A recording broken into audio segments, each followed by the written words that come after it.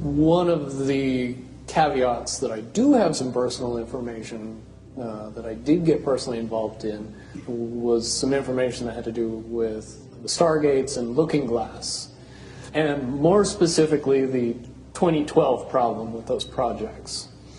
The popular opinion of what's out there right now is that the project was shut down because there was a problem when we approached 2012. I've heard it described a number of ways, but to my knowledge, the problem is that the timelines converge on that point in time.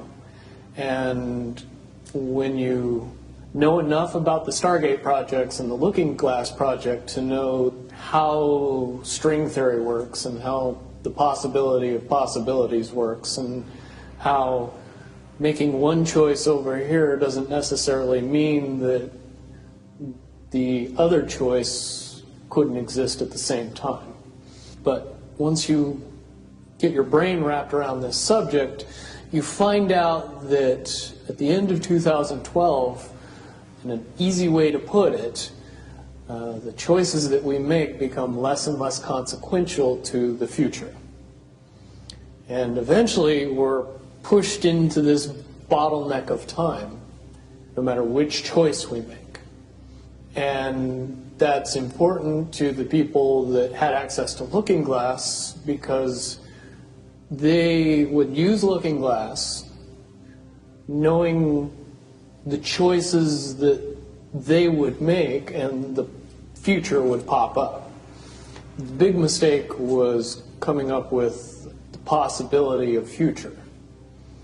And when we started using a computer to say, well, if we make this choice, it's 79% possible that this scenario happens, and 23% are possible, or whatever, I'm using round numbers, that this scenario would happen.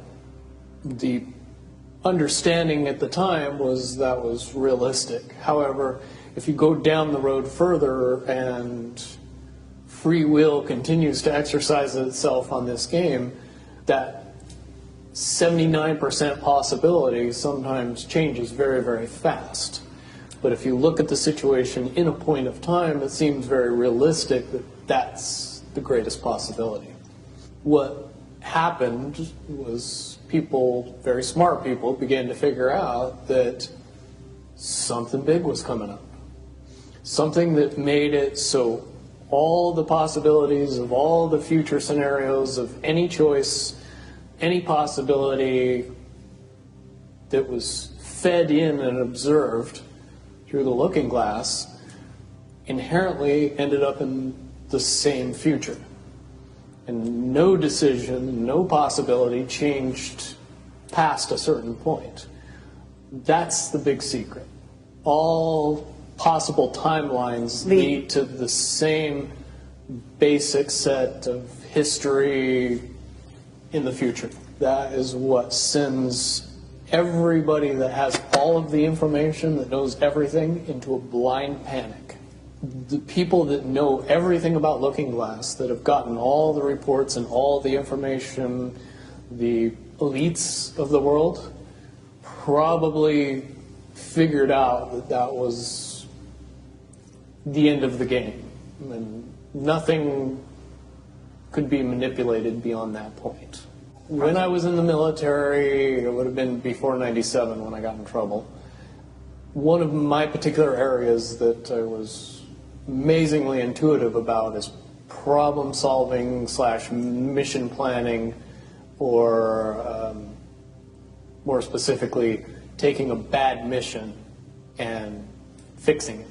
Certainly knowing how string theory and possible futures works makes it so you can work your mind very quickly to see the reality of what's happening and decide what decisions need to be made to change it for a particular outcome. At a certain point, after they're done hearing the computer tell them this is what's going to happen over and over and over and over again, all they become focused on is how do we fix it?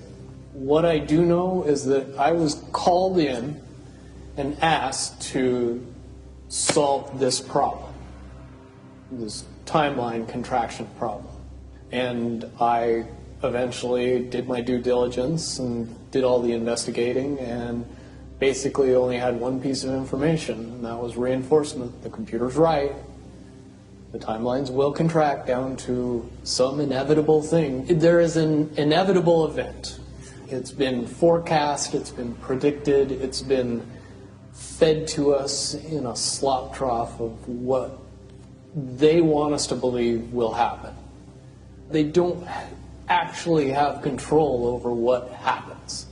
They only have control over the reaction, and it seems that no matter what they try to do to cause their desired reaction, it's going to have an opposite effect.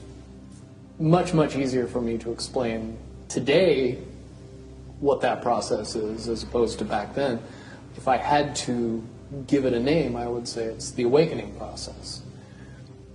It's an evolution of consciousness that cannot, will not, and no matter what decisions or possibilities are injected into the equation, eventually it all resolves down to us all learning the truth and becoming aware of this massive dam of lies that has been built that keep us from knowing massive volume of information that we should otherwise possess.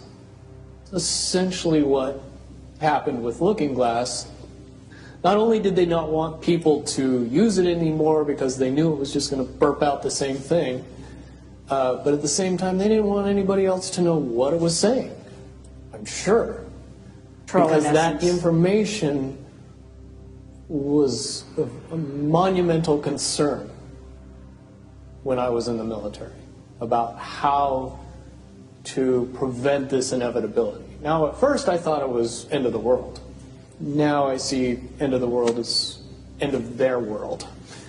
The biggest cherry on top of all this conversation would be a synopsis to say that if I could convince everybody out there that for all intents and purposes, what we believe to be true eventually becomes true.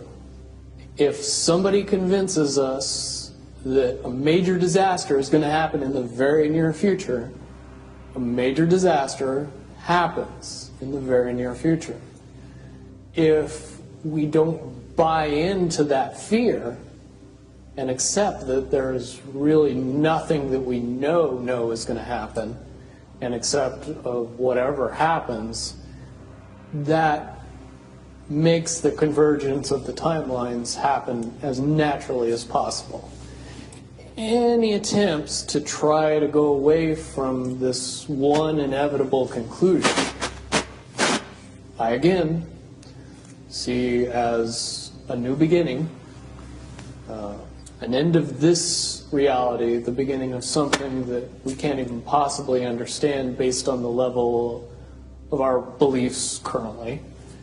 But when all that information comes flooding out, there's going to be no denying what's true and what's a lie or what's illusion.